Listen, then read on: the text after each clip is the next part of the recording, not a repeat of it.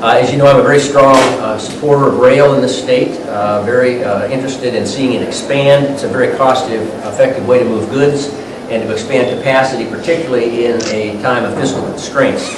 It also reduces our dependence on fossil oil and improves our environment. This particular bill is a part of that commitment. It's a big step forward in terms of restoring rail service to an integral part of the economy of our South Coast and also the economy of the state of Oregon. With so many businesses in the South Coast struggling today, the closure of this link made a bad situation even worse, particularly since local businesses were shipping about 6,000 rail loads a year just 5 years ago from the South Coast. So by reestablishing this rail line, we reconnect the only deep water coastal harbor between San Francisco and Puget Sound to a major rail line, which will certainly help with our state's mobility, will create jobs and economic activity in a place that desperately needs it. I want to thank all my colleagues, particularly the Speaker and Senator Berger for their work in getting this bill, and a particular thanks to Congressman DeFazio for his efforts in Washington, D.C. and in the state to make this bill a reality. So I'd like to ask the Congressman if you'd like to make a few comments here.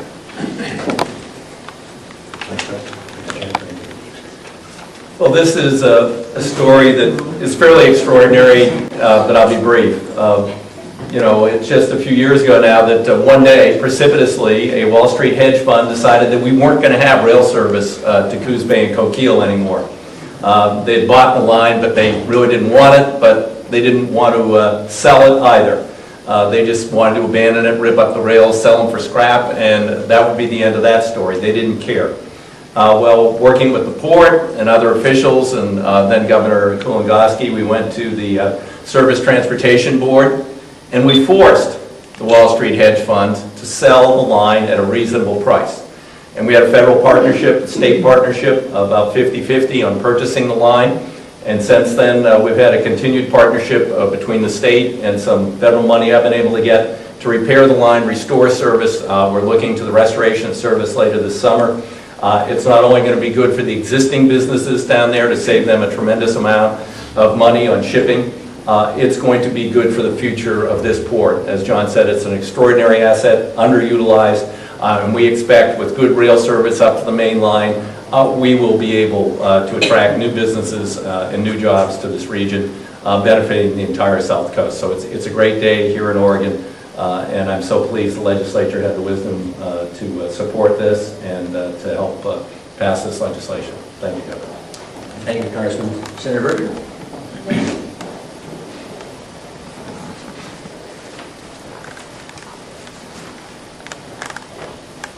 Well, I think that House Bill 3596 just puts the finishing touch on a lot of hard work that the Port of Coos Bay has been doing over the past few years.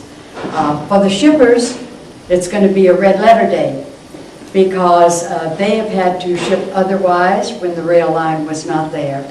And for those who still dream about putting their product on a rail line, this is going to be great news because it's going to allow the Port of Coos Bay to operate its line beyond its existing authority right now because it goes through other port authorities.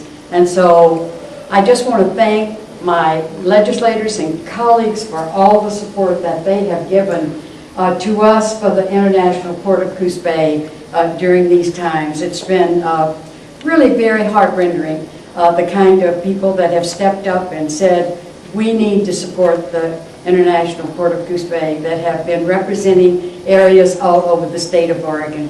Thank you, and I'm going to slip away. We're under the call, so they're waiting on me. Thank you. How are you going to vote before you leave? He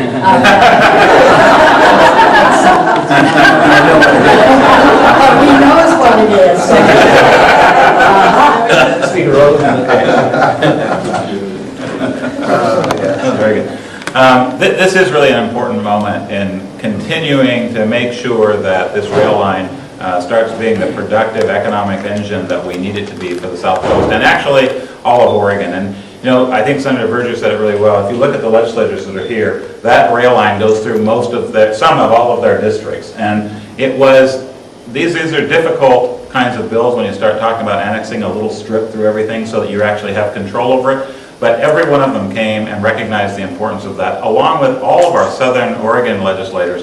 It's not a party thing. This is about economic development. This is about making the system work for all of us. And I am really proud of all the people who came together to take care of each hurdle along the way. I mean, we believe this is that last hurdle that gets everything done so that we can get this rail line opened up and moving at a much better rate of speed so that its economic viability will be enhanced, and we hope that by October. So we are excited to be here today, really excited that Representative DeFazio, Congressman DeFazio, was able to help with us and bring that partnership from the federal government so that this shows how government really can work to help an economic engine in the local and regional area. So I thank everybody for the opportunity to be here.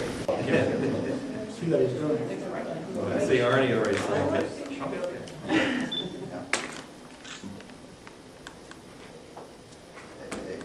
Congratulations.